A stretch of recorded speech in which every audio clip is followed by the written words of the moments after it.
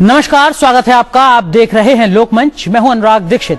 केंद्र के स्तर पर आर्थिक सुधार का दौर जारी है, या कहें केंद्र के स्तर पर एफडीआई पर मोहर लगाने का दौर जारी है। मल्टी ब्रांड रिटेल एविएशन क्षेत्र के बाद अब दूसरी प्रक्रिया शुरू हुई है, जिसके तहत बीमा और पेंशन जैसे क्षेत्रों में भी एफडीआई को इजाजत दी गई है, या फिर उसकी जो सीमा है उसको बढ़ाया गया है। केंद्र सरकार की तरफ से ये कहा जा रहा है कि इसका सीधा सीधा असर आम आदमी पर पड़ेगा, उसको ज्यादा विकल्प मिलेंगे, उसको ज्यादा राहत मिलेगी। इन सब महत्वपूर्ण विषय पर चर्चा करने के लिए मेरे साथ स्टूडियो में मौजूद हैं तीन बहुत ही खास मेहमान। मेरे साथ हैं हरीश रावत जी, केंद्र सरकार में अलग अलग मंत्रालयों को संभाल रहे हैं, मंत्री हैं। आपसे समझने की कोशिश करेंगे कि 3 साल बाद यूपीए 2 को अचानक क्यों सुध आई, आर्थिक सुधारों की लगातार घोषणाओं की। हमारे साथ जुड़ेंगे प्रोफेसर राकेश मोहन जोशी जी। आप Indian institute of foreign trade से जुड़े हुए हैं, अर्थशास्त्री हैं मूलतः। आपसे भी समझने की कोशिश करेंगे इन घोषणाओं का क्या कुछ फायदा है या बड़ा नुकसान हो सकता है आने वाले समय में। और हमारे साथ जुड़ेंगे आलम श्रीनिवास। आप वरिष्ठ आर्थिक पत्रकार हैं, लंबे समय से सरकार की आर्थिक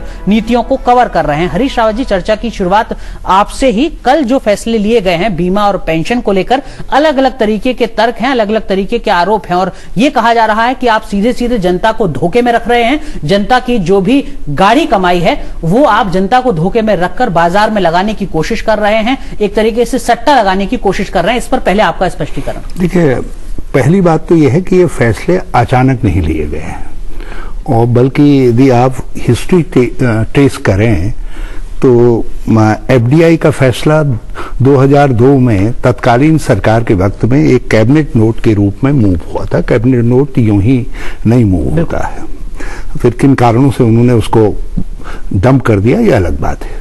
2003 में पेंशन जोशी, बहुत संक्षेप में आपसे समझना चाहूंगा, जो गारंटी की बात यहां पर आलम श्रीनिवास कह रहे हैं कि निवेशकों को एक माहौल की गारंटी चाहिए, सुनिश्चितता चाहिए कि क्या भविष्य सारे फैसलों का ऐसा ही रहेगा या नहीं रहेगा। जब मामला संसद का आता है, विश्वास मत की बात होती है, तब आपको लगता है कि कहीं ना कहीं अस्थिरता जैसी स्थिति दिखती है, तब जबकि तमाम राजनीतिक दल विरोध कर रहे हैं सरकार के लगातार फैसलों का। तो जो निवेश की बात यहां पर की जा रही है वो कहीं अभी असमंजस में स्थिति दिखती है आपको?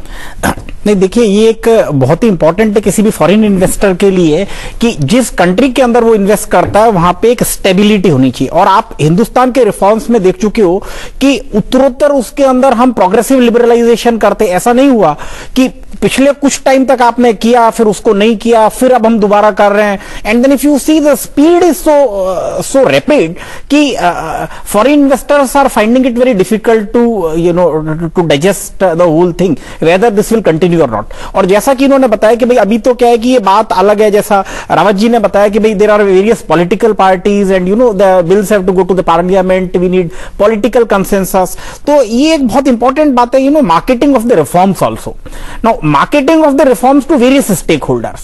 One is to the political parties for the ruling political party to get it cleared from the parliament, and B is the people's sentiment also to be marketed. Now 91 was a very different story when everybody thought that if the reforms comes their life standard will improve. वो जो marketing का आप सिद्धांत बता रहे हैं और उसके दो पहलू ए और बी बता रहे हैं, क्या उन दोनों पहलुओं पर सरकार आपको सफल दिखती है मौजूदा स्थिति में, या यहाँ पर कहीं बहुत ज्यादा चुनौतियां हैं सरकार? मुझे ऐसा लगता है कि मार्केटिंग के अंदर और दूसरे स्टेक होल्डर्स को कॉन्फिडेंस में लेने के अंदर सरकार की जरूर कहीं ना कहीं कमी रही है। तो ऐसा नहीं होना चाहिए कि आपने एक बिग टाइम रिफॉर्म अनाउंस कर दिया and so much of the fall back that every media is talking about and even on the roads people are there. ये कोई बहुत अच्छी स्थिति नहीं है मेरे। चलिए, आप करें कि उसका जो बाजारीकरण है वो भी बहुत ज्यादा जरूरी है, राजनीतिक दलों को भी समझाना होगा। और आज हम चर्चा कर रहे हैं आर्थिक सुधारों की। हरीश रावत जी, आपसे समझना चाहूंगा, ब्रेक पर जाने से पहले प्रोफेसर जोशी जो बात कह रहे थे वो ये कि निवेशकों के लिए माहौल बनाने के लिए भी अलग अलग स्तर पर काम करना होगा। ए और बी प्लान भी इन्होंने सुझाए, लेकिन क्या आपको लगता है वास्तव में जो घोषणाएं आप लगातार कर रहे हैं, इन घोषणाओं को, इन सपनों को आप साकार भी कर पाएंगे? क्योंकि आपको संसद में भी जाना होगा और अब आपके जो सहयोगी हैं वो आपके साथ नहीं खड़े हुए हैं। अभी जो हिस्सा है यूपीए के वो लोग भी आपके साथ इस मुद्दे पर नहीं दिख रहे हैं। खबर यह है कि कल जो फैसले हुए हैं कैबिनेट में आपके सहयोगी आपके साथ नहीं थे, सिर्फ राष्ट्रीय लोकदल के प्रमुख को छोड़कर। देखिए, एक बात मैं बहुत साफ कर दूं, ये एक राजनीतिक प्रोपेगेंडा है कि हमने ये फैसले किसी और मुद्दे से ध्यान हटाने के लिए किए हैं। हम स्वागत है, हम तो कह रहे हैं पार्लियामेंट चलने दें, आप सारे कोल गेट कोई गेट है आपका, उस पर बहस कर लीजिए, हमें कोई दिक्कत नहीं है। एक चीज मैं आपसे भी समझना चाहूंगा प्रोफेसर जोशी, खासतौर से एफडीआई को लेकर बात होती है, क्या आर्थिक सुधार की बात जब की जा रही है, आर्थिक सुधार की परिभाषा क्या सिर्फ एफडीआई ही है आपके मुताबिक? क्योंकि इन दिनों एफडीआई पर चर्चा बहुत ज्यादा हो रही है और एफडीआई को ही पर्यायवाची के तौर पर देखा जा रहा है आर्थिक सुधार के। ये मुझे लगता है कि हमने एक बहुत ही मायोपिक व्यू एडप्ट कर लिया है और आर्थिक सुधार का मेरे ख्याल से सिनोनिम एफडीआई हो गया है। तो लोगों को लगता है कि अगर एफडीआई आ गया तो इट्स ए पेनेसिया, बिल्कुल, problem to it's a solution to all the problems, but ऐसा नहीं है। आर्थिक सुधार का बेसिक मतलब ये होना चाहिए कि भाई एक आम आदमी की इनकम बढ़े, आम आदमी की एम्प्लॉयबिलिटी बढ़े, आम आदमी के खर्च करने की क्षमता बढ़े, उसका लिविंग स्टैंडर्ड बढ़े। तो ये सब चीजें हैं जो मतलब आर्थिक सुधार की परिभाषा है।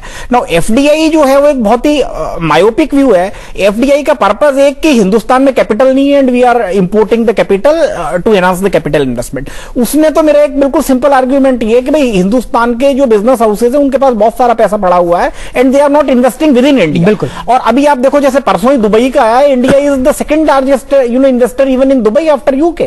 तो अच्छा, इंडिया का आउटवर्ड इन्वेस्टमेंट इनवर्ड इन्वेस्टमेंट से ज्यादा है एफडीआई, तो पैसा तो हिंदुस्तान में है। अच्छा, दूसरी प्रॉब्लम जो पूरे इस एफडीआई के प्रोसेस में आ रही है वो ये है कि who is the taker who can support government for FDI. No, political party and floor management Rawat ji अच्छा करते हैं, उनको करने दीजिए, बट मेन चीज ये है कि इसके अंदर who are the takers of FDI who will support it at the masses. No, 91 और अभी के अंदर आप देखिए कि जो लोअर बॉटम ऑफ सोसाइटी था, lot of people from the lowest bottom is converted into the middle class. No, middle class is the important opinion maker in this country, incidentally India. अब इस मिडिल क्लास को कितना benefit हो रहा है? Who is the taker of FDI? A all business houses. तो सारे business house कहेंगे भाई एफडीआई आना चाहिए, बड़ा अच्छा है हमारे लिए।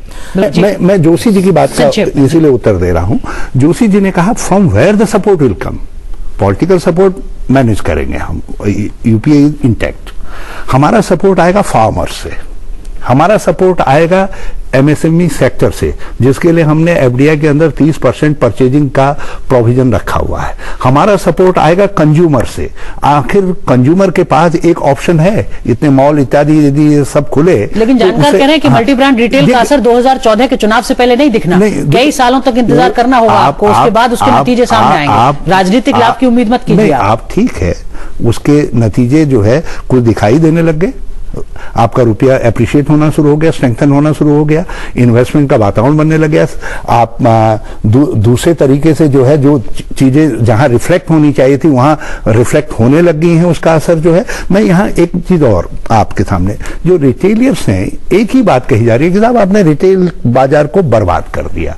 ये आर्गुमेंट उस समय भी दिए गए थे जब ये मॉल इत्यादि खुले थे, जिस समय हम सिंगल ब्रांड में प्रोफेसर जोशी, जो सवाल मेरा बुनियादी है, आम आदमी के लिए क्या हो रहा है? जो बात यहाँ प्रवीण झा साहब कह रहे हैं कि अगर आप मल्टी ब्रांड रिटेल की बात करते हैं तो रोजगार बढ़ेगा नहीं, घट सकता है, इसकी संभावना ज्यादा है, किसानों को बहुत ज्यादा लाभ होगा, ये आप मानकर मत चलिए। डीजल के दाम आप बढ़ा देते हैं एक साथ 5 रुपए, 12% उसका कंजम्पशन किसान करते हैं। आप सिलेंडरों की सीमा सीमित कर देते हैं जो सब्सिडाइज्ड है। बीमा और पेंशन में कुछ संशय है, सेफगार्ड की व्यवस्था किस तरीके की होगी? जो तमाम घोषणा है, क्या इसमें कहीं आम आदमी आपको फिट होता दिखता है क्या? देखिए, अब इसमें दो तीन चीजें तो बहुत ही इंपॉर्टेंट है। जैसे कि अब रावत जी अच्छी तरह जानते हैं कि यूरोप के अंदर या अमेरिका के अंदर फार्मर को 5-10% से ज्यादा नहीं मिलता है जो उसका सेल प्राइस है। और हम 1900 की बात क्यों करें, आप आज की बात करिए। भारत का डेयरी का जो मॉडल है वो दुनिया से उसमें बेहतरीन मॉडल नहीं है, जहां पे एक किसान जो है उसके पास एक गाय है, 2 गाय है, and still also we are the highest milk producing country on the earth, 111 billion metric tons of the milk. और अगर आप देखिए कि हिंदुस्तान के अंदर फार्मर को, डेयरी फार्मर को 70% ऑफ द प्राइस मिलती है, जबकि यूरोप और अमेरिका में फार्मर को 20-30% प्राइस ही मिलती है। हम वो मॉडल हमने फल सब्जी में फॉलो करने की कोशिश नहीं की। अगर आप देखते हैं, अगर ये वॉलमार्ट या any of the multi brand retailer, the big retailer, वो अगर बैकएंड में इन्वेस्ट करेंगे तो उनको तो बैकएंड में इन्वेस्टमेंट अभी भी अलाउड है। आप करिए, ऑटोमेटिक रूट के थ्रू वो है, except for cultivation and retailing they can do anything. Storage capacity तो वो बढ़ा सकती थी, विदेशी स्टोरेज कैपेसिटी बढ़ा सकते हैं, वो सप्लाई चेन मैनेजमेंट कर सकते हैं, वो ट्रेड कर सकते हैं, वो प्रोसेसिंग प्रोसेसिंग कर सकते हैं, कौन मना करता है? किया उन्होंने? नहीं किया। और जहां तक ये बात कर रहे हैं 30% मंत्रालय संभाले हुए हैं जी, क्या वो केवल दान के लिए आ रहे हैं? नहीं, प्रॉफिट सर, उसमें भी तो प्रॉफिट है। आपने कहा कि बैक एंड सर्विसेज में क्यों नहीं आ रहे? मैं आपसे कहना चाह रहा हूँ, क्या दान में आ रहे? नहीं, अगर वो साहब, अगर वो लगाते हैं, स्वाभाविक है वो मुनाफा कमाने आ रहे हैं जी। कहीं कहीं आपको उनके लाभ के साथ जोड़ना पड़ेगा और अपनी इकोनॉमी की रिक्वायरमेंट को जोड़ना पड़ेगा। बड़ी अच्छी बात है, लेकिन ये बड़ी स्पष्ट सी भी बात है, इसको समझना भी चाहिए। व्यापार की व्यवस्था है, अगर कोई विदेशी कंपनियां हजारों करोड़ रुपए निवेश करेगी तो वो दान तो नहीं करेगी। मैं एफडीआई की कह रहा हूं, मुझे ऐसा लगता है कि एग्रीकल्चर के ऊपर हम ओवर एम्फेसाइज कर रहे हैं। वैसे भी आप हिंदुस्तान का अगर रिटेलिंग पैटर्न देखेंगे तो हम फल सब्जियां तो मंडी से खरीदते हैं, बहुत कम लोग हैं जो फल सब्जियां जो है ना ऑर्गेनाइज रिटेलर्स खरीदेंगे।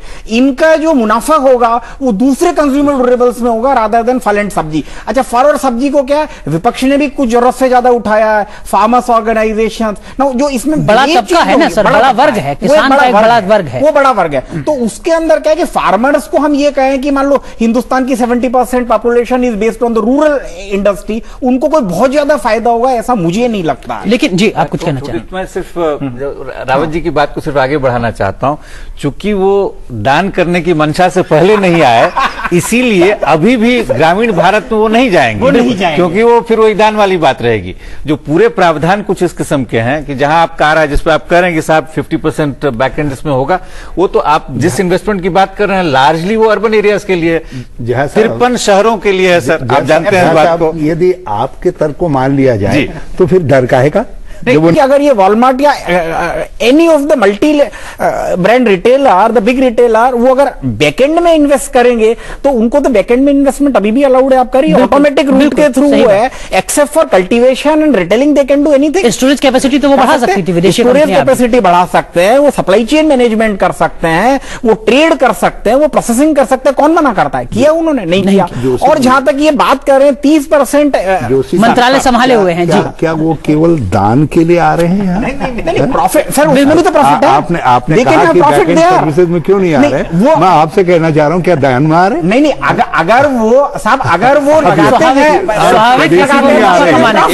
स्वाभाविक है वो मुनाफा कमाने आ रहे हैं जी। कहीं कहीं आपको उनके लाभ के साथ जोड़ना पड़ेगा और अपनी इकोनॉमी की रिक्वायरमेंट को जोड़ना पड़ेगा। बड़ी अच्छी बात है, लेकिन ये बड़ी स्पष्ट सी भी बात है, इसको समझना भी चाहिए। व्यापार की व्यवस्था है, अगर कोई विदेशी कंपनियां हजारों करोड़ रुपए निवेश करेगी तो वो दान तो नहीं करेगी। बट मुझे ऐसा लगता है कि एग्रीकल्चर के ऊपर हम ओवर एम्फेसाइज कर रहे हैं। वैसे भी आप हिंदुस्तान का अगर रिटेलिंग पैटर्न देखेंगे तो हम फल सब्जियां तो मंडी से खरीदते हैं, बहुत कम लोग हैं जो फल सब्जियां जो है ना ऑर्गेनाइज रिटेलर्स खरीदेंगे। इनका जो मुनाफा होगा वो दूसरे कंज्यूमर ड्यूरेबल्स में होगा रादर देन फल एंड सब्जी। अच्छा, फल और सब्जी को क्या विपक्ष ने भी कुछ जरूरत से ज्यादा उठाया है, फार्मर्स ऑर्गेनाइजेशन जो इसमें बड़ा तबका है ना सर, बड़ा वर्ग है, किसान का एक बड़ा वर्ग है, वो बड़ा वर्ग है। तो उसके अंदर क्या है कि फार्मर्स को हम ये कहें कि मान लो हिंदुस्तान की 70% population is based on the rural industry, उनको कोई बहुत ज्यादा फायदा होगा ऐसा मुझे नहीं लगता। लेकिन जी आप कुछ कहना चाहें? मैं सिर्फ रावत जी की बात को सिर्फ आगे बढ़ाना चाहता हूं, चूंकि वो दान करने की मंशा से पहले नहीं आए,